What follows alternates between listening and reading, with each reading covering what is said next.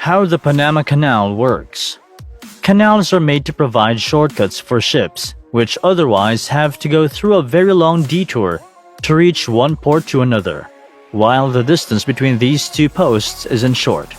Until about 160 years ago, ships from China had to reach Europe via the South China Sea, via the Bay of Bengal, then through the Indian Ocean to Madagascar, then bypassing the entire continent to reach Europe.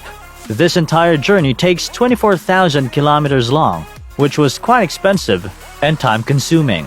Ships also had another option to shorten this journey, but that route passed through the China Sea, where for many months of the year, there's snow in the sea, which the ships want to avoid in any case. Now, to make a shortcut in the sea, the Suez Canal was built in the year 1859. This 150-kilometer-long canal easily connected the Arabian Sea with the Mediterranean Sea. The journey was thus reduced from 24,000 kilometers through the African continent to just 13,000 kilometers through the Suez Canal. Seeing the success of the Suez Canal, American shipping companies also felt the need for a similar canal because ships had to travel through the South American continent to go from East America to West America or from West Africa to Europe.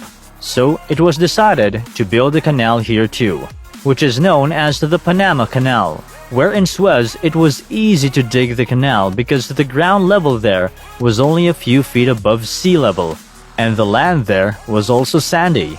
But digging the Canal of Panama was impossible because there were high mountains with solid stones. Finally, in 1876, this difficult challenge was taken by a French company. The construction workers not only had to cut stones here but also had to save their lives from poisonous and deadly insects present in the forests. Only a few years had passed since the work started when a strange and dangerous disease spread among the workers due to mosquito bites which killed 5,600 workers there. The French company became bankrupt and left the project. When the Americans came here in the year 1904, they once again tried to complete this project. To fill the difference between mountain and sea level, they created an artificial lake here, which we know today as Gatun Lake. A canal was dug from one part of this lake and brought to the Atlantic Ocean, while the other part was carried to the Pacific Ocean. But since this artificial lake was formed by collecting water in the middle of the mountains of water, it was 85 feet high above sea level. That is, it was very necessary to climb it up to a height of 85 feet to reach this lake from the Atlantic or the Pacific Ocean. To accomplish this task, locks were used, which can also be called water stairs. When the ship approaches the first stair or lock, the water inside the lock is drained to match the sea level. Then the lock is opened and the ship now goes inside the first lock. When the ship enters the first lock is closed again. When the water level of both the locks become equal, then the middle gate is opened and the ship now reaches the second lock. And when the water level of the second lock matches the level of Gatun Lake, then the third gate is opened and the ship starts sailing the 30-kilometer wide Gatun Lake. Then, just as the ships are raised above, the ships are then lowered to the level of the Pacific Ocean using locks. Cargo ships also have to pay toll tax to use this facility.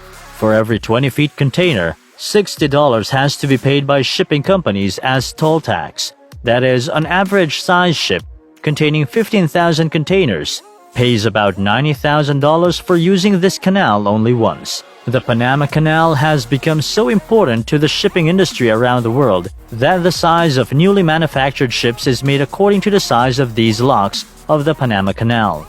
If seen in a way, the Panama Canal has become so important for the whole world that if there's a small disturbance here, then the whole world will have to suffer its loss for many years.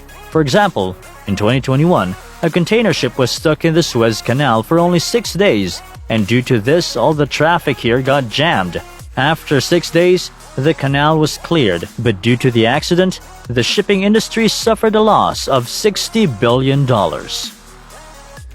So this is all about today's video. Please like, share, and comment below. Thank you for watching.